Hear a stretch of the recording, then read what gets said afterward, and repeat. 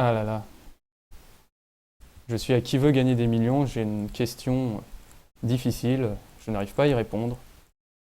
Quelle tablette Arcos est sortie fin 2013 avec un processeur quad-core et un clavier amovible de série pour 250 euros? Ah, Arcos 100 XS, Arcos 100 XS2, Arcos Gamepad ou Arcos Erreur 102? Alors Jean-Pierre, franchement, je sais pas du tout. L'Arcos 100 XS, je me rappelais qu'elle a été fournie avec un clavier. Après, j'ai un doute avec Arcos 100 XS2 parce que Arcos avait l'habitude en fait de pas mettre de 2 jusqu'à une certaine époque, hein. Avant, il mettait Arcos 102 XS du coup peut-être. C'est un piège. Arcos Gamepad, un pad, c'est quoi? C'est le touchpad du clavier? Donc il y a peut-être un clavier? Franchement, je sais pas. Et Arcos Error 102, bah, c'est l'un des Arcos les plus connus, mais je suis pas sûr qu'il était fourni avec un clavier. Il était plutôt fourni avec un marteau pour qu'on éclate l'Arcos quand il fonctionnait plus. Je ne sais pas, je pense que je vais faire appel à un ami. Je vais appeler mon ami CAJL, peut-être que lui il va pouvoir répondre. Allô Cagile? Oui, qui l'appareil? Alors c'est Perfect Fred, je suis avec Jean-Pierre Foucault pour Qui veut gagner des millions et j'ai une question, je n'arrive pas à y répondre. Je ne sais pas si tu peux m'aider. D'accord. Alors vas-y, je te lis la réponse. C'est Non, il y a question d'abord. la question exactement. Quelle tablette Arcos est sortie fin 2013 avec un processeur quad-core et un clavier amovible de série pour 250 euros? Tu as 30 secondes. Est-ce que c'est l'Arcos 100 XS, l'Arcos 100 XS2, l'Arcos Gamepad ou l'Arcos Erreur 102? Alors, je vais plutôt le faire non pas par réflexion positive et par réflexion négative. L'Arcos 102, erreur 102, ça Ouais, c'est un gros gag, hein. Ça c'est ouais, vraiment un gag. c'est la Parce que moi réponse D. j'ai jamais eu d'Arcos erreur 102. La Gamepad, si c'est la une, elle n'est pas sortie en 2013, elle est sortie on ne sait plus quand, entre 2012 et début 2013. Ça t'a pas Si marqué, c'est hein? la Gamepad 2, elle est sortie avant, fin. Bon, je dirais, je pense que c'est la toute nouvelle, la 101 XS2, je pense. Un 100 Du coup, XS2? oui, je pense que tu peux valider la question, D'accord, bah je valide la réponse plutôt. la réponse, voilà. Alors je vais valider. Bonsoir à tous, ici Perfect Fred. J'ai mis le petit décor de soirée. J'ai l'honneur de présenter le test en direct de l'Arcos 100 XS2. J'ai une guest star avec moi, CAJL de JBMM, un de nos confrères. Bonsoir Kagil. Bonsoir, bonsoir. Bonsoir, parfait. Sorti de l'hôpital? Ça va, j'étais en semaine de congé là, cette semaine-là. C'est pour ça que j'ai pu préparer un petit peu tout ça. Ah, très bien. Alors, donc on va tester la 100 XS2. Je vous propose je vous présente un petit peu le concept. Grâce au chat et à l'équipe d'Arcos Lounge et à nos confrères de JBMM, on va pouvoir vous proposer une séance de questions-réponses avec donc via ma webcam la vision, on va dire, de l'Arcos 100 XS2 de l'extérieur, mais aussi grâce à un module d'acquisition HDMI, je vais pouvoir vous montrer directement ce qui se passe à l'écran de la 100 XS2 afin que vous ayez un meilleur aperçu. Avant de commencer le test, j'aimerais remercier plusieurs personnes grâce auxquelles ce test peut se faire. Tout d'abord Dionysos, notre administrateur de notre site arcoslaunch.net. C'est grâce à lui que logiciellement et matériellement, on a pu mettre en place cela, donc merci. Ensuite, je vais remercier ma famille qui a pu acheter une 101 XS2 et qui me l'a gracieusement prêté le temps de ce test, autant pour ce test en live que pour le test écrit qui va sortir d'ici plusieurs semaines en fonction de mes disponibilités. Donc merci à ma famille. Et enfin, je te remercie, c'est AJL, d'avoir accepté cette invitation pour un petit peu rendre ce test plus interactif. Eh ben, moi, je te remercie. Je remercie Arcosound de pouvoir faire un travail pour aider toute la communauté Arcos. Et bien sûr, Dionysos, parce que je sais qu'il a dû passer des nuits blanches pour faire cet excellent travail. Donc, voilà. Alors, c'est beaucoup d'improvisation, hein. Si vous voulez voir sur quoi le test tient, il tient sur une petite page A4. Je vais commencer par présenter la 100XS. Kagil va être avec moi en audio. Dionysos, lui, va regarder le forum, enfin le module de commentaires afin de pouvoir répondre à vos questions. Et on va pouvoir, en attendant, avec Kagil, répondre donc à ces questions et faire nous-mêmes notre propre test en attendant ces fameuses questions. Alors, ce test live, c'est quelque chose d'assez expérimental, bien entendu, hein. On a fait péter un petit peu le costume pour l'occasion, mais va certainement y avoir des petits ratés, des accros, des problèmes de son et de vidéo. On fait notre maximum pour que ça se voit pas, mais c'est inévitable avec des petites connexions comme on a. Voilà, j'espère que vous nous comprendrez. Ah, t'as la police à côté de chez toi. Allez, on t'écoute. Alors, je vais déballer devant vos yeux la 100XS2 et on va commencer par une première partie, la partie design. Alors là voilà, je m'écarte un tout petit peu. Voici la 100XS2 repliée, pouvoir même agrandir. Hop. Voilà. 100XS2, tablette avec son coverboard sur l'écran afin de le protéger. On va discuter ensuite de la finesse, de son design, et la tablette désolidarisée de son clavier.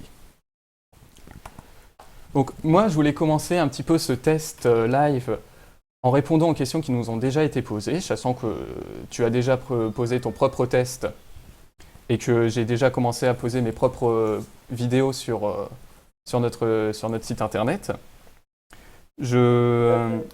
Attends, hop. Je voulais commencer par une interrogation de nos lecteurs. C'était à propos des couleurs de cet Arco 100XS.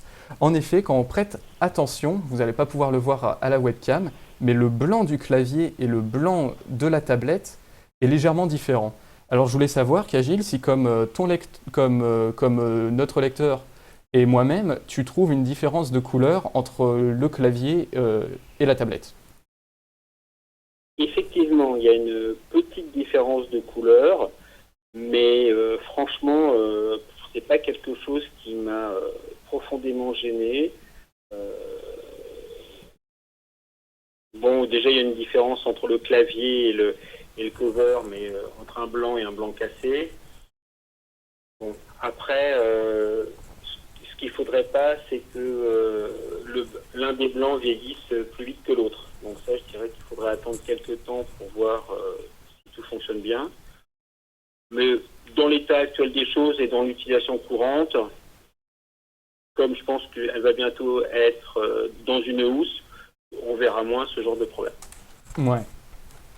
Ce que vous voyez là, c'est mon micro avec lequel je parle avec Kagil. En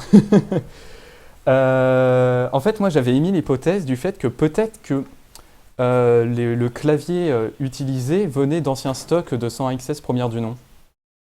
Je pense pas. Parce que je me suis dit qu'on va en voir plus tard que le clavier a des écrans un peu plus puissants, mais vu que le blanc a l'air plus pétant, je me suis dit peut-être qu'ils ont utilisé un ancien stock de 100XS première du nom invendu pour les mettre avec les 100XS2.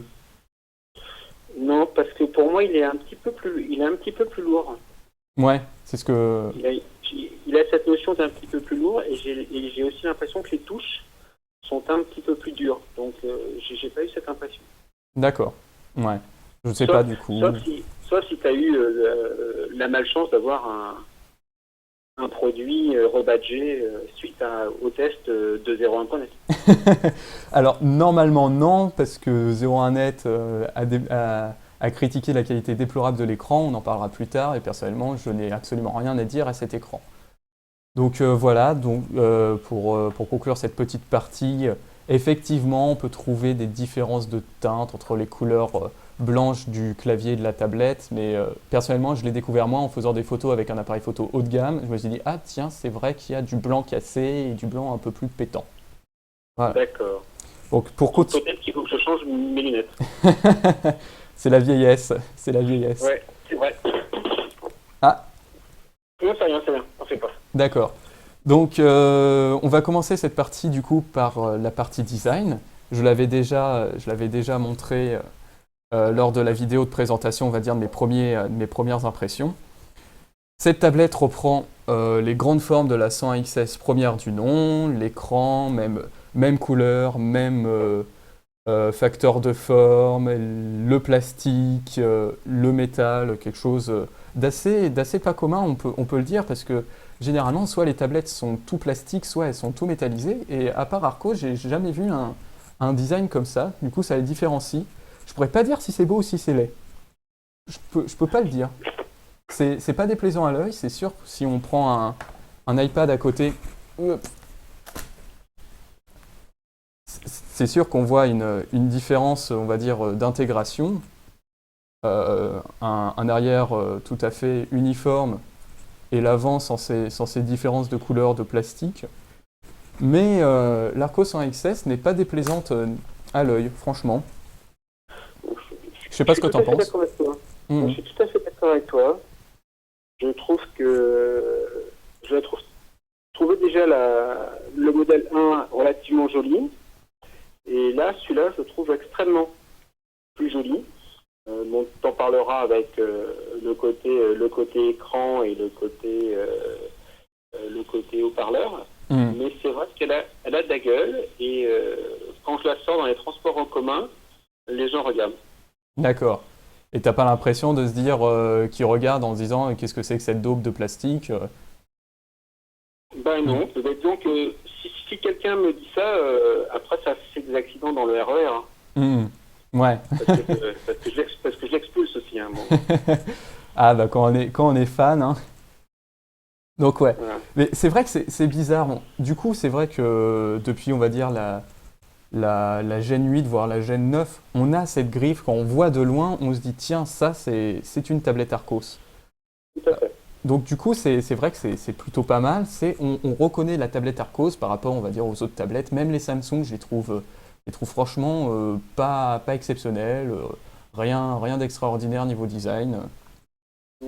Là, je dirais qu'il y a la dernière, il y a la grande, La Note 12 la grande Samsung qui est quand même relativement jolie. Ouais, en attendant qu'elle sorte. Ouais. Donc au niveau de l'impression générale, on va dire que de toute façon qu'on discute pas les goûts. Personnellement, ça me choque pas plus que ça. Voilà. Ce qui est plus embêtant, ouais. Il y a pire, il y a plus joli, il y a pire, mais bon, après, c'est comme tu dis, c'est une question de goût et de couleur. Je pense qu'avec une bonne housse de couleur, on peut enlever tout ce côté design, on peut se la personnaliser, il y a tout ce qu'il faut maintenant pour le faire. Ouais, c'est vrai qu'il y a ce côté-là aussi à prendre en compte. Au niveau finition, personnellement, je l'ai trouvé bien mieux fini. Quand je posterai mon test écrit, je mettrai des vidéos de comparaison, mais par exemple, sur la tranche de droite, c'est ici qu'on a les sorties, on va dire, les connectiques, micro HDMI, micro HDHC, etc. Et on voit que c'est parfaitement bien assemblé. Je sais plus si... Du coup, moi, ce que j'avais testé comme 100 XS, c'était un modèle de pré-série. Mais en gros, je me rappelais que la prise jack, il y avait une vieille sortie en plastique noir. C'était pas ce qu'il y avait de plus joli. Là, clairement, on a du blanc. On a juste le trou qu'il faut pour la prise jack. Alors, toi, je sais pas si tu as acheté une 100 XS première du nom. Oui, j'ai acheté une 100 XS qui est en train de voyager en Afrique en ce moment. Ouais. Donc c'est pour ça que j'ai une 101 XS2. Et effectivement, je la trouve beaucoup mieux finie avec quelque chose de très intéressant. C'est l'introduction pour la carte micro SD. Je trouve qu'elle ne fait plus le jumping que pouvait faire l'autre quand on l'enlevait. D'accord. Sort tout doucement. Bah attends, je sais pas si j'ai une carte micro SD à côté de moi, on pourra faire l'essai. Hop, j'en ai une là-dedans. Alors on y va. J'introduis. Alors par contre pour trouver le sens, c'est une chance sur deux.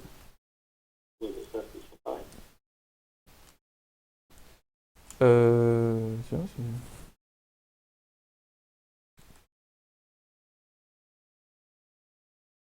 moi, j'ai un peu de mal. Je me suis. J'arrive même pas à l'introduire. Ah, je pense que c'est un coup de main à prendre. Ouais. Ah, voilà. Donc là, elle est introduite. Elle ne dépasse pas. Je vais essayer de faire quelque chose à peu près potable. Et pour la libérer, c'est vrai que. Après, j'avais pas remarqué personnellement on va dire, de sorties violentes. Mais bon, c'est vrai que. Bon, faut avoir un peu d'ongles, hein. Faut avoir plus de 2 millimètres d'ongles quand même. Donc, Voilà, moi ce que je fais, c'est que je le fais toujours avec une petite pointe de stylo. un cure-dent. Vu les ongles que j'ai. Hmm. Donc, voilà. Donc, d'ailleurs, j'ai confirmation de Dionysos. Je vais remettre la partie latérale des connectiques. Et donc là, on voit une prise jack qui est tout à fait bien intégrée au plastique.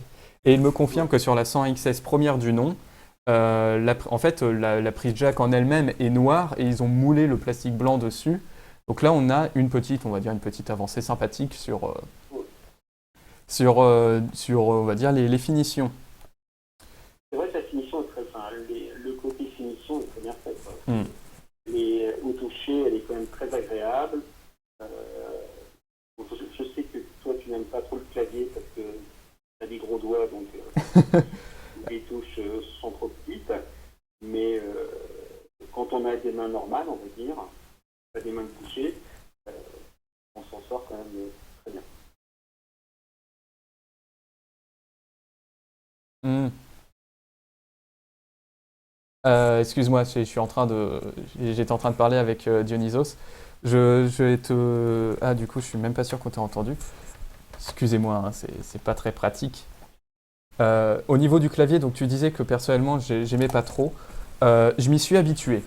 Hop. Ah, Je m'y suis habitué. C'est vrai que je suis habitué à un clavier d'iPad, du coup, qui profite d'un écran 4 tiers. L'avantage à l'écran 4 tiers, c'est qu'il est plus large et que si on fait un clavier adapté à une tablette 4 tiers, la largeur est quand même bien plus agréable. Donc, je trouvais que les touches étaient un peu plus grandes.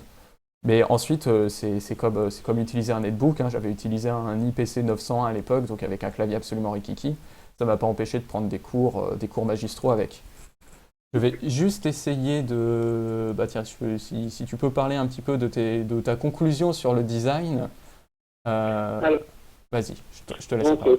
design pour moi, je trouve que bon, l'avancée, effectivement, il y a la glace, enfin, la vitre, qui est maintenant à fleur de tablette. Donc, on se ouvre plus la peau des doigts quand on va utiliser la tablette. Ça, c'est un point qui est très positif. Il y a le toucher. Je trouve que le toucher de la boîte, du boîtier, est beaucoup plus agréable. Bon, il y a les haut-parleurs, on va dire les grands haut-parleurs, parce qu'on voit bien qu'ils sont tout petits en bas. C'est-à-dire que le haut-parleur doit faire à peu près un sixième de la taille de la grille. Mais c'est convient très bien. Ah, excuse, on t'entend pas très bien, vas-y, reparle plus clairement. D'accord. Donc pour les haut-parleurs, Ouais, la grille du haut-parleur est très grande, mais on voit bien que le haut-parleur ne fait qu'un sixième de la grille. voilà. Bon, Donc là, je montre la grille à l'écran. On voit que la grille du haut-parleur fait toute la largeur, mais en fait, le haut-parleur, on le voit à limite par transparence. Il est juste là. Donc c'est juste un souci, on va dire un souci de design, mais ça ne garantit pas, on va dire, des haut-parleurs ultra puissants. Par contre, le plus grand bond en avant de la finition, c'est le côté aimant. Hmm. Et je trouve que les aimants sont très bien faits, Ouais, sont très bien mis. Et effectivement, il faut vraiment la secouer comme un malade pour que le clavier s'en aille. ouais. Effectivement, le clavier, on va dire physiquement, n'a absolument pas évolué, mais on sent déjà par son poids, je l'ai pesé, je crois qu'elle fait 20 grammes supplémentaires. Mais on sent que c'est des aimants bien plus puissants, ce qui fait que en la secouant dans tous les sens, bien entendu, sans y aller comme un bourrin, le clavier va rester. Et au niveau pratique, ça ajoute quand même un avantage supplémentaire, c'est qu'on peut écrire sur les genoux sans avoir peur que la tablette bascule en arrière ou tout simplement se disloque du clavier. Seul inconvénient, c'est l'inclinaison de l'écran qui des fois va pas être suffisamment ouverte, on va dire, pour permettre d'écrire sur les genoux, mais en tout cas le risque d'accident est minimisé. Voilà. Tout à fait d'accord. Pour terminer sur la partie design, on a vu que certains acheteurs de 100XS étaient un peu déçus, sont sentis, on va utiliser le mot trahi, par le mot XS, sachant que la tablette ne mesure plus 8 mm d'épaisseur, mais 10 mm d'épaisseur. Donc on a fait un bond en arrière au niveau de l'épaisseur. Il n'y a pas d'autre mot. Franchement, est-ce que vraiment 2 mm c'est extrêmement visible et est-ce que ces 2 mm ne sont pas compensés par justement une finition mieux faite, par peut-être regarder où ces 2 mm ont été pris. Je ne me suis pas posé la question. Est-ce qu'ils ont été pris sur le clavier? Est-ce qu'ils ont été pris sur la tablette? A priori, je dirais sur la tablette, parce qu'il y a quand même des batteries un peu plus importantes dessus. Ouais. Alors... C'est une idée personnelle, ça, après. Ouais, voilà. C'est vrai que c'est dommage. C'est vrai que du coup, sans XS, XS, on l'avait appelé comme ça parce qu'à l'époque, c'était l'une des tablettes 10 pouces de 8 mm, voire même, je sais pas si c'était la seule ou pas, mais 8 mm, c'était absolument rien. Je me rappelle quand j'ai fait le test que j'ai reçu la 100 XS, ou quand on l'avait vu tous ensemble à l'époque, j'avais l'impression, je vais pas dire c'est une feuille de papier, je mentirais, mais j'avais l'impression de tenir une grosse feuille de carton. Et c'est vrai que c'était vraiment une très bonne surprise, quoi. Là, je me retrouve avec une tablette normale. Pour moi, limite, on aurait pu l'appeler l'Arco 101.2 sans le XS. Ça m'aurait pas choqué. Peut-être que le XS, j'ai une idée pour le XS. C'est peut-être pour le prix aussi. Un prix ultra serré, c'est vrai que ça reste compatible. Alors, sur mon test écrit, j'ai marqué les mensurations exactes, je les ai plus exactement en tête. Elles sont passées sur le diaporama en attendant le test. La surprise, c'est que la tablette a beau être plus épaisse, elle fait quoi? Maintenant, elle fait 1 cm d'épaisseur, elle est plus légère que la 100 XS première du nom. À 10 grammes près, mais elle reste plus légère que la 100 XS première du nom. C'est quand même pas mal. Oui. À croire que est-ce que c'est les muscles ou est-ce que c'est la graisse qui passe le plus loin? Je sais pas, je pense que ils ont dû améliorer leurs choses. Et c'est vrai que c'est... Donc voilà. Du coup, moi personnellement, au niveau du design, on va dire de la beauté de la chose, je la trouve pas laide, je la trouve tout à fait convenable. Au niveau de la finesse, ce qui m'embête un peu, c'est qu'on se retrouve avec une tablette d'une épaisseur tout à fait banale, à une époque où Apple sort son iPad Air, Amazon sort ses Kindle HDX, où il y avait vraiment eu une avancée au niveau de la finesse, où vraiment tous les constructeurs commencent à faire des efforts sur la finesse, alors qu'Arcos, on va dire, reste sur des bases un peu plus solides. Quand je vois l'Arcos 100 XS2 en face de moi, je vois une tablette qui date de fin 2012, on va dire, au niveau physiquement. Alors que quand je vois un iPad Air, je me dis, tiens, là, ça y est, on est en 2014, quoi. Et comme quoi, en informatique, quelques mois, ça fait la différence. Ensuite, je regarde le prix, je vois 250 €. Très, très clairement, je me dis, je suis pas à 2 mm près, quoi. Pour payer deux fois plus cher, les 2 mm, pour l'utiliser en clavier, je m'en tape un peu, quoi. On a une question, Kagil. On a une question d'un de nos auditeurs. Pour revenir ta conclusion est très intéressante. Par rapport au prix, par rapport au ressenti. Alors, la question, c'est laquelle? Ah oui. Alors, c'est un lecteur du site qui nous pose une question à propos de la compatibilité entre le clavier et le mapping tool et nous demander si ça fonctionne. Alors, je crois que la 100 XS première du nom avait le mapping tool et on va pouvoir dire que la 100 XS2 l'a pas. Oui, alors, pour en avoir discuté avec la R&D d'Arcos au lancement de la 100 XS, c'était une erreur de le mettre dessus. Mhm. Parce que le mapping tool, il est spécialement fait pour la gamepad, Ouais. un ou deux. D'accord. Donc, la mettre dessus, vu qu'il n'y a pas des touches de, comment ça s'appelle, des vraies touches Des boutons de de jeu, quoi. déplacement. Bon, effectivement, il y a haut, bas, plus droite-gauche, mais Mhm. ça fonctionnerait sans problème. Il n'y a aucune utilité de l'avoir dessus. Et l'avantage du mapping tool, c'est de pouvoir justement gérer aussi tous les boutons, tous les joysticks. Et là, Ouais. malheureusement, il n'y a pas de joystick. Mhm. Alors, bah, Dionysos nous dit que c'était Gorfu ou Gorfou, je sais pas comment on prononce, qui nous pose cette question. Donc, tu as une réponse assez claire de la part de Kagil. Personnellement, moi, en fait, je voyais le mapping tool dans la 100XS. Je n'ai pas de 100XS, mais je l'aurais vu pour ajouter des raccourcis. C'est tout bête, mais genre, tu es sur un lecteur multimédia et je sais pas, tu mappes la touche P pour que ça appuie sur une partie de l'écran et du coup, ça te fait play pause. Pareil pour le volume. Enfin, du coup, il y a quand même le raccourci, il y a tous les raccourcis qu'il faut. Mais tu vois, ça aurait pu ajouter des raccourcis à des applications qui en ont pas nativement. Mais c'est vrai que c'est très C'était, accessoire. ouais. Je pense que c'était une très bonne idée, mais qu'après, n'oublie pas que ça fait des, comment on appelle ça, des squelettes qui est mis en place. Bon, il n'y avait pas une grande utilité. Ouais.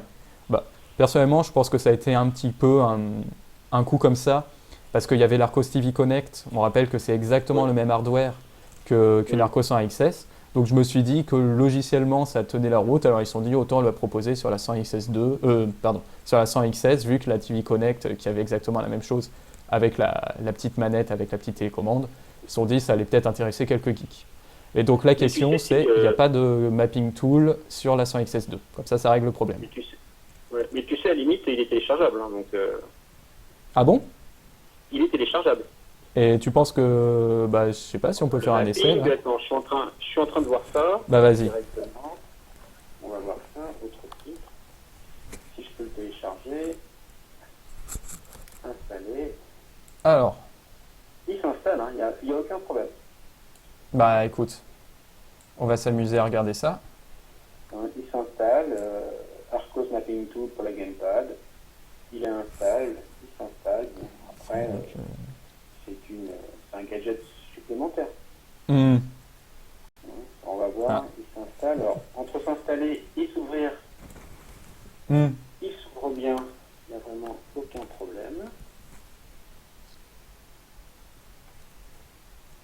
Alors, j'essaie de Ouais. configurer le périphérique de capture qui n'a pas l'air de fonctionner, comme par hasard, en plein direct, hein. Voilà, donc, Euh, ta. Putain, c'est bizarre donc ça. il s'installe, mais il se met pas en mémoire, donc ça n'a aucun intérêt. Hmm. Alors, Donc il se met pas sur la barre de tâches de toute façon. donc voilà, il se monte pas dans la barre de tâches. Hmm. Donc ça n'a aucun. Mais si vraiment on a envie de quelque chose, enfin, les touches sont assez réactives hein, par rapport au Mm. clavier. Hein. Hmm. Ouais, ouais, ouais. Donc franchement. Non, je pense que c'était histoire de. Ah bien sûr, non, mais il faut tester. Hein. Il faut Ah, tester, on voilà. a quand même. Donc là, j'ai accès, enfin, nos visiteurs vont pouvoir voir l'Arcos 100XS fonctionner devant leurs yeux. Donc je vais essayer de faire la recherche donc, du mapping tool. Mapping Tool Arcos. Mapping tool. N'oublie pas Arcos, de toute façon, tu vas en avoir d'autres. Ouais, hop, Arcos mapping tool. Donc si je l'installe. Merde, je suis. Attendez. Je reviens.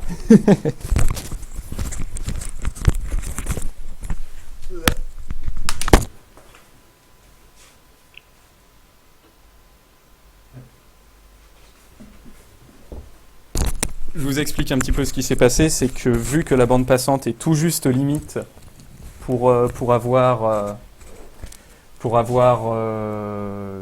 un flux vidéo à peu près correct, j'utilise un hotspot 3G pour connecter la 100XS2 afin de ne pas saturer la bande passante, pour que tous les geeks nous entendent. Donc Voilà, je suis de nouveau connecté. Ah, flûte. Et donc j'ai installé le mapping tool.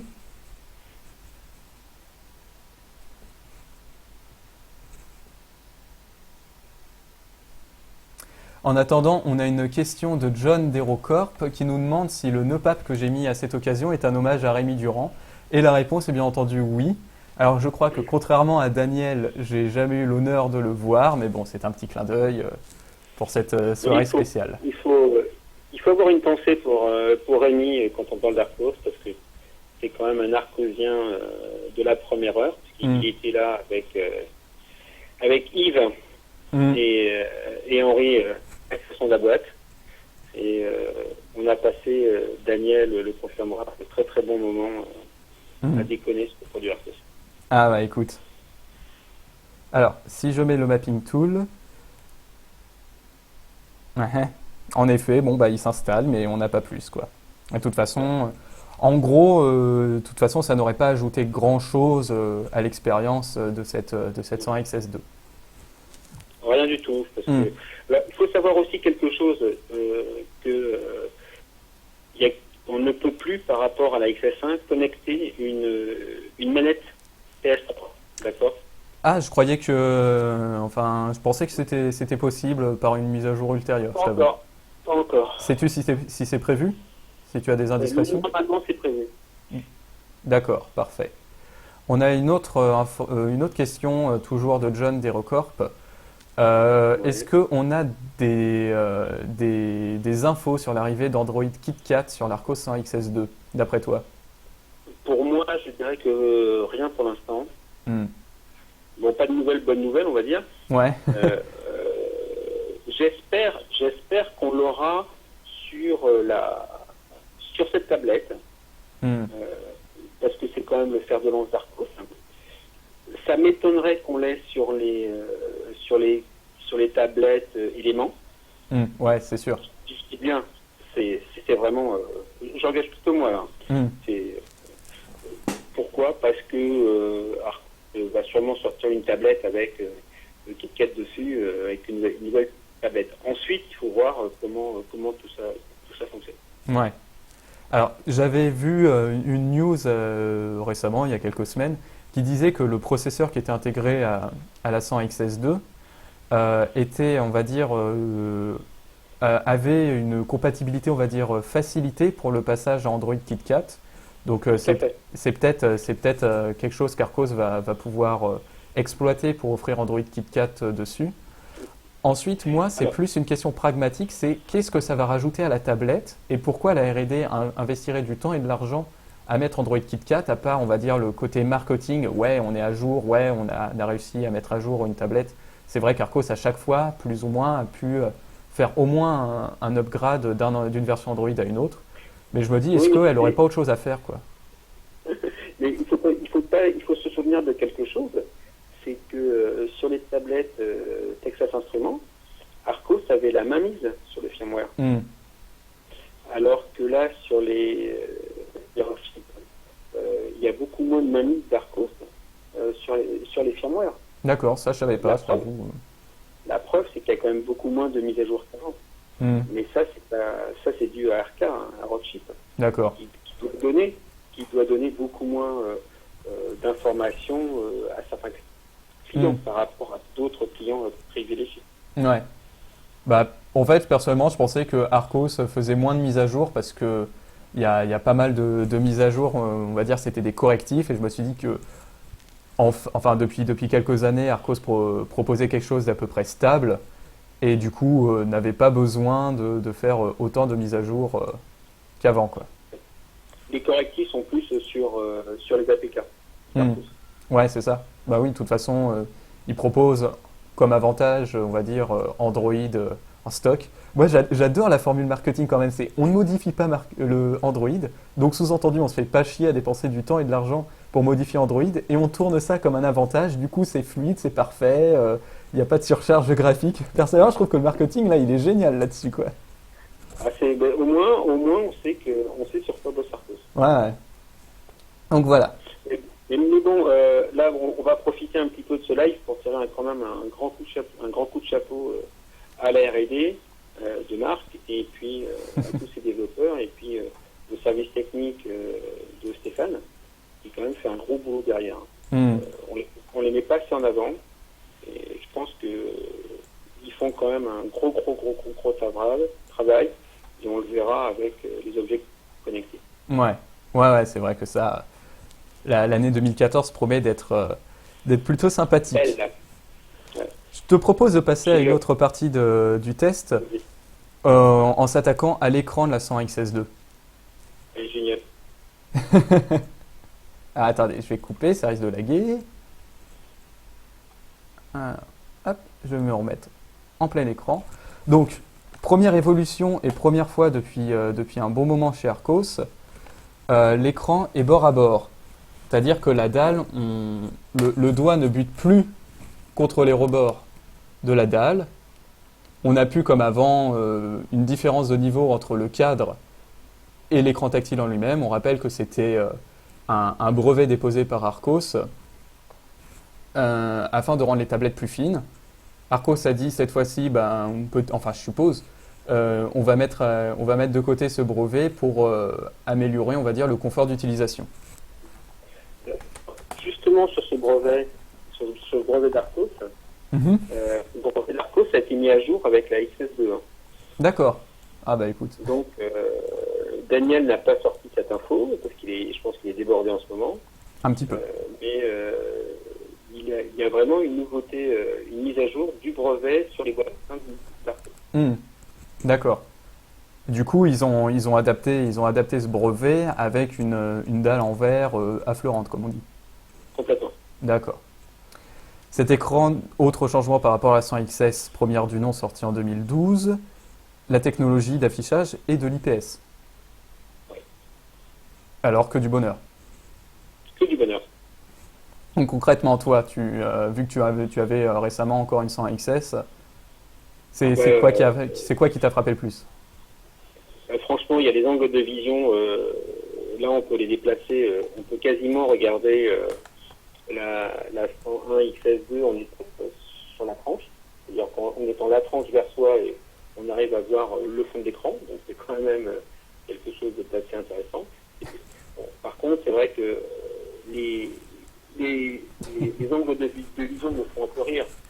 On ne va pas regarder une tablette à 15. Bien sûr. Autour, on va pas la regarder complètement à l'envers.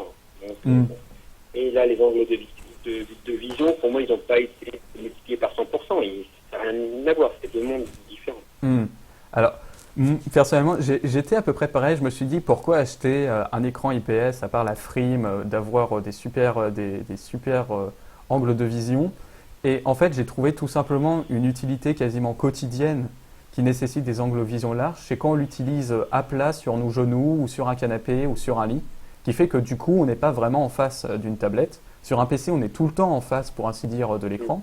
Mais sur une tablette, il met 80% du temps, sauf avec un dock clavier par exemple, on est tout le temps assez décalé en fait avec l'écran. Et c'est vrai que du coup, j'avais ressorti une vieille tablette écran TN.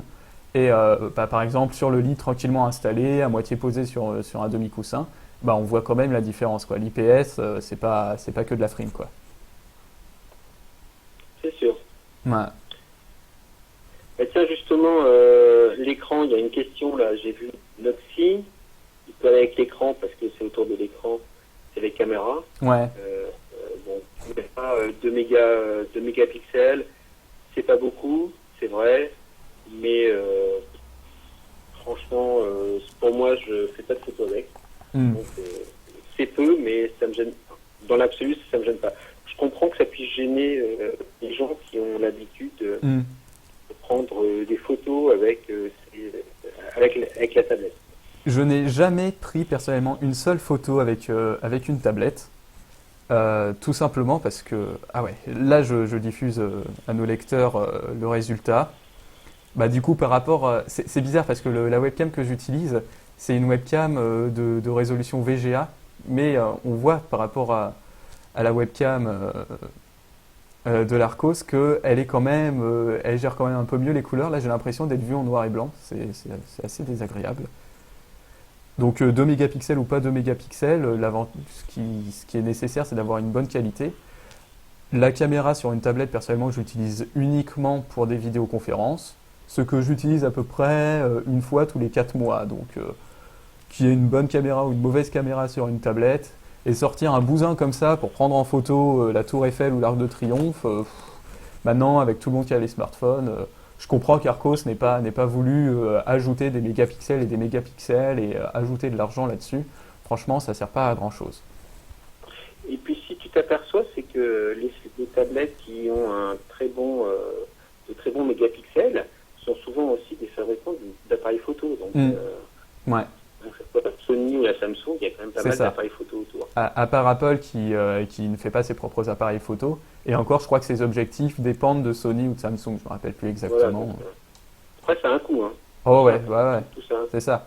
Et comme je disais personnellement, je dis beaucoup personnellement ce soir, j'ai un iPad, je ne l'ai jamais utilisé pour prendre une seule photo. Enfin, j'utilise mon smartphone, et même si l'iPad fait des belles photos, je ne l'ai jamais utilisé parce que, enfin, qui sortirait un bouquin qui ressemble à un manuel d'anglais ou d'histoire géo pour prendre une photo, quoi. Enfin, Ah, pourtant, il y en a des photographes célèbres à Ah New ouais. York qui font des expos avec ça. Ouais, non, non, mais maintenant c'est devenu quelque chose un petit peu à la mode, on va dire.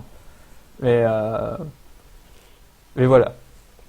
Ouais. Donc, Non, mais je suis d'accord. voilà, qu'on déplore et qu'on enlève beaucoup de points à l'Arco 100 XS2 pour ces appareils photo déplorables. C'est vrai qu'ils sont catastrophiques, hein. Déjà que la 100 XS première du nom, c'était pas magnifique, mais là c'est vraiment pas glorieux. Mais encore une fois, on est en face d'une tablette fournie avec un clavier pour 250 euros.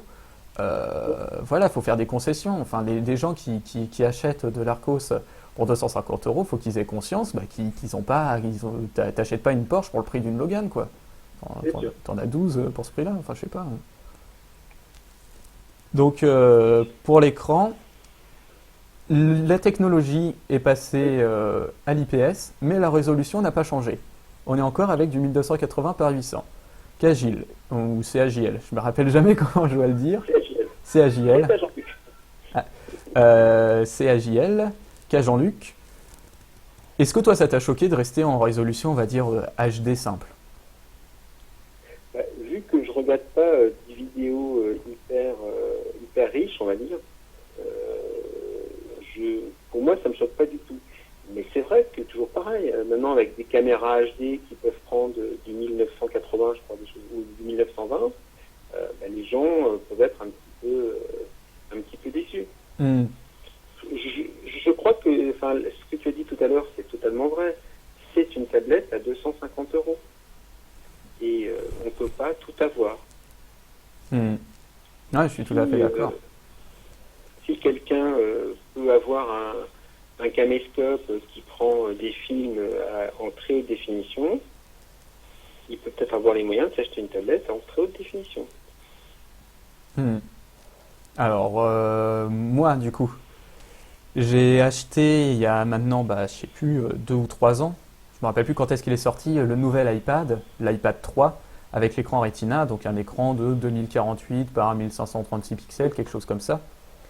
Je l'avais pris pour cet écran Retina parce que j'avais beaucoup de livres de cours et de cours tout simplement. Et c'est vrai que j'avais testé et ça me permettait d'avoir beaucoup plus d'informations de façon plus claire. Hormis la lecture de petits caractères, je vois quasiment pas la différence. Là, ça va être difficile de vous retransmettre en direct ce qui se passe, mais c'est vrai que on peut voir une sorte de crénelage de flou si on compare à du Full HD avec des polices de toute petite taille. Mais en soi, ça change absolument rien, quoi. J'avais pris des photos, de toute façon dans le test écrit, il y aura un comparatif là-dessus. Mais en gros, même là, vous voyez, c'est tout à fait bien. Donc en gros, si vous voulez acheter de l'écran super bien, Full HD, etc., soit vous achetez une tablette à 250 euros sans clavier, donc au niveau d'Arco, c'est les Platinum, les 97 Platinum, les 97 Titanium, qui ont des écrans haute définition, mais dans ce cas-là, vous faites l'impasse sur le clavier, soit vous achetez une 100 XS2 avec clavier et vous faites l'impasse sur le Full HD. Mais à 250 euros, au jour d'aujourd'hui, c'est un pléonasme, aujourd'hui, faut faire un choix, quoi.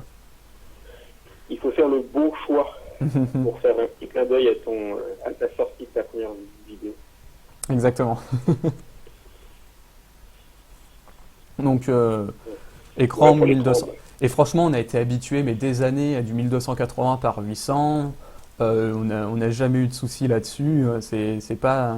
J'ai l'impression qu'avec la sortie des écrans Retina, tout le monde est devenu myope.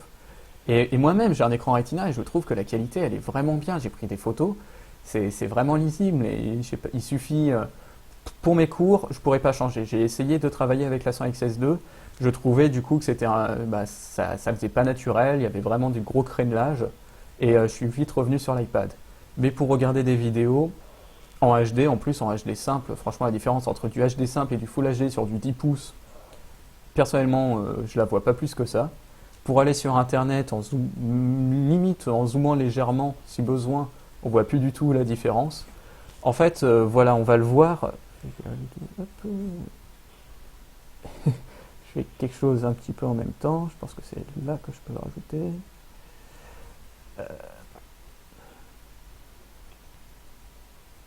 Voilà. Donc, j'ai rajouté un petit repère visuel. On le voit quand les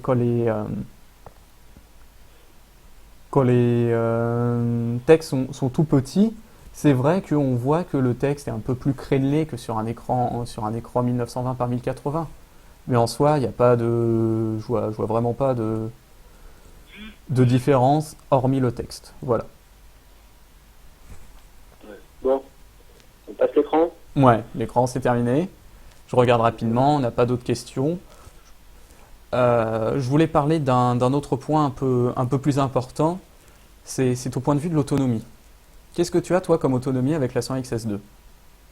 Si on prend le test habituel, c'est-à-dire d'une vidéo sans Wi-Fi et avec une luminosité à 50%, ce qui est tout à fait convenable, j'arrive à du 7 heures, à du 9 heures des vidéos et quand je passe avec Wi-Fi, je descends à 7 heures. D'accord. Voilà. La vidéo en simple définition? Le Wi-Fi, c'est juste parce que j'ai envie de recevoir mes mails en même temps. Donc, Ouais. c'est pas une vidéo qui est streamée. Hmm. C'est une vidéo qui est sur la 101 et pas sur une carte micro SD. Elle est dessus, c'est une vidéo classique, donc elle est en 1280. Bon, c'est un AVI de base, c'est pas quelque chose de haut de gamme. D'accord. Parce que... Donc, j'arrive à 10 heures, c'est on va dire entre 8h45 et 9h15, avec quelque chose qui tourne sans arrêt. D'accord. C'est un ensemble de choses qui tournent sans arrêt. En bureautique pure, j'arrive à 8 heures. D'accord. Wi-Fi allumé ou pas? Comment? Wi-Fi allumé ou pas pour la bureautique? Pour la bureautique, je suis en Wi-Fi allumé. D'accord. Est-ce que donc ça rejoint un petit peu les tests d'autonomie qu'on avait retrouvés ci et là sur 01net, peut-être d'autres tablettes tactiles ou I Love Tablet, je sais plus, qui avaient trouvé pareil une dizaine d'heures. Ouais. Est-ce que moi, en lisant un avis, un DivX, des films de vacances en définition standard en boucle, j'arrive à peine avec les mêmes caractéristiques, luminosité 50%, Wi-Fi éteint, j'arrive à peine à 6 heures. Et du coup, je me suis dit, j'espère que c'est pas un problème isolé. Enfin, j'espère que c'est pas un problème généralisé. Et en effet, ça a l'air d'être un problème isolé. Donc tant mieux. On est plus aux alentours de 10 heures. Et en veille, elle tient combien de temps? Par exemple, tu laisses une journée sans l'utiliser, elle va baisser de combien d'autonomie? 15% à peu près. D'accord, donc ça veut dire que 15, 30, 90, on peut tenir 4 jours sans trop l'utiliser. Oui, Quoi. chaque 4 jours, oui, c'est ça à peu près. D'accord. Entre 4 et 5 jours. Bon, le problème, c'est que je l'utilise assez souvent, donc j'ai pas fait ce test sans l'utiliser. Donc tu l'utilises assez souvent, et du coup, on va dire dans une utilisation raisonnable, tu la recharges tous les jours, tous les 2 jours, plus, moins? Tous les 2 jours, tous les deux jours et demi. D'accord, c'est précis. Oui, parce que je le fais en fonction de mon emploi du temps, donc je sais à peu près ça. D'accord, parfait. Bah écoute, on va passer à un autre sujet qui est le processeur Rockchip. À chaque fois qu'on entend processeur Rockchip, il y a toujours quelques lecteurs qui disent que c'est du bas de gamme et qu'ils auraient préféré avoir du Tegra 3, du Tegra 4, des processeurs issus de Samsung, etc. Donc j'aimerais avoir un petit peu ton avis là-dessus sur ce processeur dit low cost. Est-ce que Oh, toi ça t'a embêté personnellement? T'as déjà eu quelque chose? Est-ce que ta tablette a déjà ramé à cause de ce processeur? ah, mais non. Est-ce que j'ai eu des bugs? Est-ce que j'ai eu des bugs pendant une installation? Oui, parce que j'ai utilisé des mauvaises applications. Mhm. Euh, Est-ce que j'ai dû la rebooter? Ça m'est arrivé souvent sur une vidéo. Et en fin de compte, ça faisait la Ah vidéo. ouais. Ouais. Tu as déjà eu, moi j'ai eu aucun, je crois qu'elle a jamais planté depuis la semaine ou les 15 jours qu'on me l'a prêté. Non, moi, c'est juste sur une vidéo où ça la faisait planter. Donc D'accord, la vidéo s'arrêtait. Voilà. Mais j'ai cité la vidéo parce que euh, elle le plantait pareil sur mon ordi. Donc, d'accord, ah ouais, du coup, c'est pas un problème isolé. mais au sens ça, c'est vrai que les erreurs de freeze où l'écran s'arrête d'un seul coup, j'ai pas eu ça. Hmm. Je me suis étonné de ne pas l'avoir. D'accord, bah c'est vrai que moi personnellement, enfin, on m'aurait dit que dedans il y avait du Tegra 4, quelque chose comme ça, j'aurais jamais vu la différence. Je joue pas énormément à des jeux sur tablette, encore moins sur une tablette de 10 pouces qui est quand même pas destinée aux gros jeux, surtout aux jeux où il faut mettre plein de doigts partout. Dans ce cas-là, on prend une Gamepad 2. Et j'ai jamais eu, franchement, j'ai jamais eu de ralentissement, de bug, d'incompatibilité avec ce processeur. Donc je pense que c'est plutôt pas mal d'avoir utilisé ce processeur Razer Co. Je pense qu'il leur coûte moins cher. Il est assez peu énergivore quand même, Oui. faut le reconnaître. Il est gravé en 22 nanomètres, sans rentrer dans les détails. Donc je pense que au contraire, c'est un bon point d'avoir utilisé ce processeur. En plus, il maîtrise déjà ce CPU. On l'a vu avec la Gamepad 2. Donc Ouais. il maîtrise bien. On a déjà vu que tout tournait. Peut-être que c'est vrai que sur la Gamepad 2, une console qui a été utilisée à but beaucoup plus jeux vidéo. D'après quelques experts du jeu vidéo sur Android, la Gamepad 2 est obligée d'utiliser des textures moins bien définies. D'accord. Ouais, moi, je te laisse. Donc voilà, donc personnellement, le Rockchip, bah, si ça permet encore une fois d'avoir une tablette à 250 euros, c'est que du bonheur, quoi. Bien Mm. sûr. Après, c'est vrai que, comme demandait une personne pour Android 4.4, ça peut être aussi un avantage. Ouais. D'avoir Bah, notre outil, si vraiment Arcos se lance, se lance dedans. Chose qu'elle me fait. L'avantage, alors je sais pas si ça vient du processeur, c'est qu'elle est beaucoup moins chaude à l'arrière ouais, carrément. qu'avait une. Voilà. Carrément. J'ai Ouais, moi, je trouve pas, hein. là je l'utilise, elle chauffe. Personnellement, j'ai une zone légèrement tiédasse, mais euh, je peux le montrer sur la webcam. J'ai une zone légèrement tiédasse ici, juste au niveau du coup supérieur droit ou supérieur gauche, comme selon si vous êtes devant ou derrière. Et franchement, elle est vraiment très agréable, surtout que du coup, encore une fois, je vais prendre comme référence que j'ai, c'est-à-dire un iPad 3, une tablette qui a été critiquée pour sa chauffe excessive, surtout dans les jeux 3D, quoi. Et là, j'ai l'impression, en plus avec l'impression aluminium très froid, c'est vraiment très agréable d'avoir ce genre de processeur et de ce genre de tablette fraîche en main, quoi. Tout à fait d'accord. Bon, bah, Voilà. il y a peut-être quelque chose qu'on a oublié de parler. Parce que, je pensais au clavier. Tu te souviens Oula, on- je te perds là, tu dois être sous un tunnel, excuse-moi. Peux-tu répéter? Allô, allô, Ouais. je passe sous la Manche. Euh, tu te souviens que quelqu'un avait indiqué que lorsqu'il mettait le cover à l'arrière de sa tablette, Ça merdait. Bon. Ça mettait la tablette en veille. Ouais. Alors, moi, je l'ai vu. Alors, Hein. Et alors, effectivement, J'ai eu cette idée saugrenue. Et alors, l'astuce, c'est de mettre les mots Arcos les uns vers les autres. C'est ça. Et je pense que c'est un problème des aimants qui doivent faire activer la mise en veille. Alors, moi, je pense que l'idée est encore enfin, le principe est encore plus bête que ça. C'est que tout simplement, je pense que les ingénieurs d'Arcos n'ont pas eu en une seconde à l'esprit l'idée qu'on aurait cette idée farfelue de mettre le cover derrière, alors que normalement, c'est pas prévu pour. Mais c'est vrai que naturellement, des fois, on a envie de poser la tablette sur le clavier. Donc, je vais le montrer très rapidement.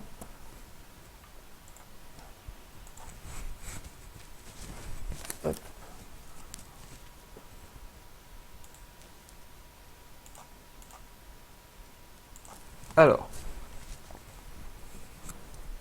le clavier est ici, et c'est vrai que si je mets la tablette et que je la pose, celle-ci bêtement se met en veille.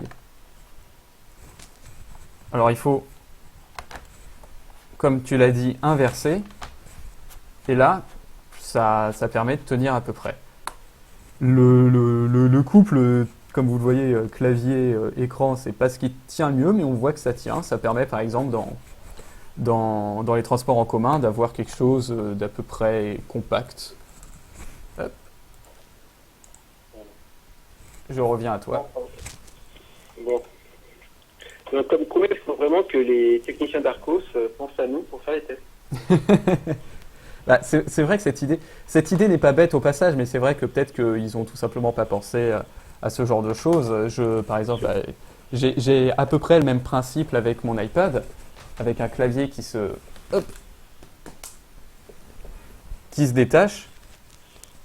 Et jamais je vais poser mon clavier derrière mon iPad. Alors, mais c'est vrai que maintenant, avec le Microsoft Surface, pour ne citer que, et leur clavier tout fin, je crois qu'on est capable de le mettre derrière sans aucun souci. Et pareil avec les Yogan de Lenovo, où on est tout à fait capable de faire un flip à 360 degrés du clavier. Et c'est vrai que dans certaines situations, principalement les transports en commun, on a juste envie de mettre le clavier derrière l'écran. Et c'est vrai que quand on se retrouve avec une mise en veille, on se retrouve un peu bête. Enfin bon, ça c'est maintenant on sait comment ne pas le faire. Voilà. Bon, moi je peux encore t'accorder un petit quart d'heure. Ouais, bah écoute, on peut passer à la conclusion. Si toi, donc niveau rapport qualité-prix, pourquoi tu as acheté cette tablette, qu'est-ce que tu aimes, qu'est-ce que tu n'as pas aimé? Alors, ce que j'ai aimé, c'est le prix principalement. Je dirais d'abord le prix, l'écran. L'écran IPS, la dalle complète. Le fait que je puisse m'amuser avec le Wi-Fi display. Ça, c'est vraiment quelque chose qui m'amuse profondément. J'ai vu ça sur ton blog. T'as vu ça? On peut même faire croire à un Arcos que c'est un autre Arcos. Bon, mais... Et puis, le point, alors ça c'est vraiment, la légèreté pour moi, elle y est toujours, la finesse, elle y est toujours. Hein, je ne vais pas m'énerver pour 2 mm. L'autre chose qui m'a par contre déplu, c'est que je ne comprends pas l'utilité de la suite Office 6 dessus. Ah oui, c'est vrai qu'on n'en a pas parlé. Voilà. Donc là, je te laisserai conclure avec tout ça. C'est vraiment un truc qui pour moi, il y a d'autres outils beaucoup plus performants, payants ou gratuits. Hein. Ça, c'est chacun voit son utilité. Bon. Après, il faudrait peut-être qu'Arcos continue dans les APK propres. Ça, je trouve ça c'est très bien sûr, l'Arcos Vue Vidéo, qui est vraiment génial, surtout quand on met l'Arcos All Codec avec. Bah ça, Arcos nous demande d'en parler, hein, donc on en parle. Ah ouais? J'ai pu... Ouais. Je pensais pas. J'ai pu connecter... Comment? Je pensais pas qu'ils demandaient, enfin, Ils sont pas contre, on va dire. qu'ils sont pas contre. Ouais, enfin, c'est bizarre, Ouais. mais. Par contre, moi, ce qui est bien, c'est que j'ai pu connecter mon petit dongle TNT dessus. Ouais, c'est vrai que tu as pas mal d'accessoires. Ça fonctionne, ça frise pas? L'accessoire. Mais bon, le reste... Le GPS, oui. Le GPS, c'est bien. Ouais, c'est vrai que bah, personnellement, je le teste pas. J'ai mon téléphone. Il est précis, il capte rapidement, puisque je me rappelais qu'avec la 100 XS, c'était un peu la croix et la bannière. Ah ouais. Voilà. Hmm. Mais Parfait. pour moi, c'est une tablette qui est bien. Elle va, je pense que la XS3 sera encore mieux. La XS4 sera encore mieux. Ça, c'est pour passer un petit message à cet étrange qui a toujours une vision d'avance sur nous, sur les produits Arcos. Voilà. Et puis, le reste, on va attendre la suite. Mais franchement, pour moi, c'est une tablette de tout. D'accord. Voilà. Bah écoute, c'est AJL, c'est très gentil d'avoir participé à ce test en direct. Et puis, s'il y a d'autres questions, bah, n'hésitez pas, vous les poster. Vous avez l'habitude. Ouais. Et moi, je me ferai un plaisir d'y répondre, souvent, quelle que soit l'heure du jour et de la nuit. Le pilier Ok. de bar. Et puis, je vous remercie de m'avoir accueilli. Et à bientôt. Au revoir, Kajil. Ciao, ciao. Ciao.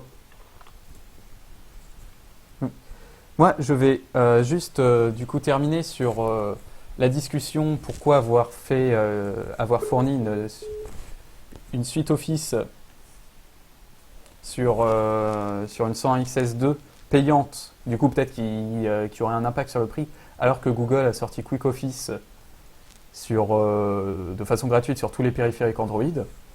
Alors, je vais... Hop.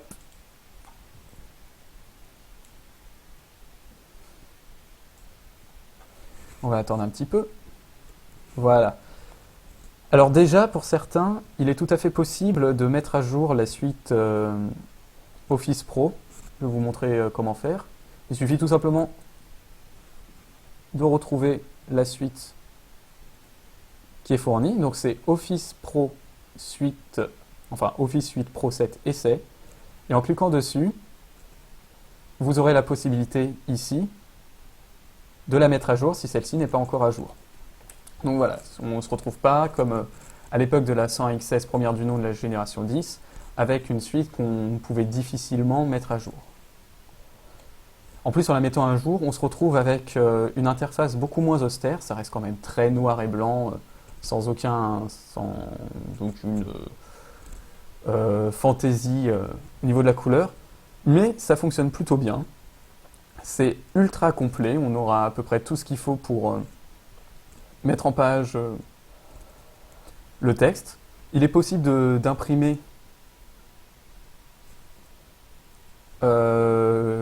directement via Google Cloud Print. Personnellement, je n'ai pas d'imprimante, donc je ne pourrais pas le tester, mais je vois pas pourquoi ça ne fonctionnerait pas.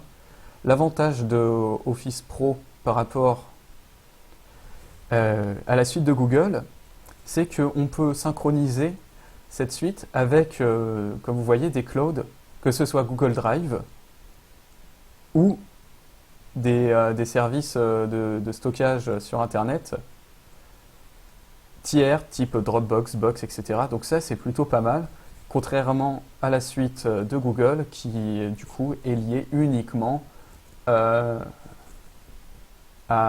Drive et au stockage interne. Donc du coup, ça va être en fonction de ce que vous avez. Personnellement, j'utilise énormément un service de stockage qui est autre que celui fourni par Google. Et je vous avoue que c'est plutôt sympathique d'avoir tout de suite une fiche, d'avoir tout de suite une application qui reconnaît nativement que ce soit Dropbox ou Box ou SkyDrive, alors que Google reste cantonné à ce qu'il fait. On voit que Google, du coup, fait un petit peu ce qu'Apple avait fait et ce qu'il décriait, c'est-à-dire avoir un univers totalement, je ne vais pas dire fermé, mais on retrouve ses applications, ses logiciels, ses produits. Vu qu'Apple fait exactement la même chose avec le logiciel Pages et son iCloud. Donc là, ce sera plutôt à chacun. Sinon, qu'est-ce que je peux dire sur cette tablette ? Pour 250 €, on a un produit vraiment bien fini, qui est fourni avec un clavier. Ça va faire plaisir à pas mal d'étudiants qui cherchaient une alternative à un netbook tout en ayant le confort d'une tablette. Rares sont les produits hybrides qui coûtent 250 euros, que ce soit avec Android, iOS ou Windows, que ce soit le RT ou le Windows pour processeurs Intel normaux, on va dire. Donc c'est vrai qu'au niveau de la concurrence à ce prix-là, il n'y en a pas des masses, quoi. C'est plutôt pas mal, le clavier est agréable, il faut s'adapter un petit peu, mais à partir d'un moment, on écrit vraiment bien avec. La ligne de raccourci pour ajouter le Wi-Fi Bluetooth, j'en ai déjà parlé sur mes vidéos de présentation, c'est un petit plus indéniable. Par exemple, avec l'iPad, ça n'existe pas sur le clavier que j'ai, je suis obligé d'utiliser, on va dire, le logiciel en lui-même, le centre de contrôle. L'autonomie, comme vous l'avez entendu, permet quelque chose de tout à fait agréable. 9 heures de vidéo, on est dans le haut du panier. Franchement, c'est une tablette pour 250 euros, on n'y trouve pas des masses de défauts. C'est sûr, si on peut mettre un peu plus d'argent, on va se diriger vers des tablettes plus haut de gamme. Mais pour ce prix-là, pour ça que je l'ai conseillé d'ailleurs et que j'ai pu la tester. Donc voilà, si vous avez des questions, on est toujours ouvert. Le test écrit va apparaître d'ici quelques semaines avec les photos, les vidéos.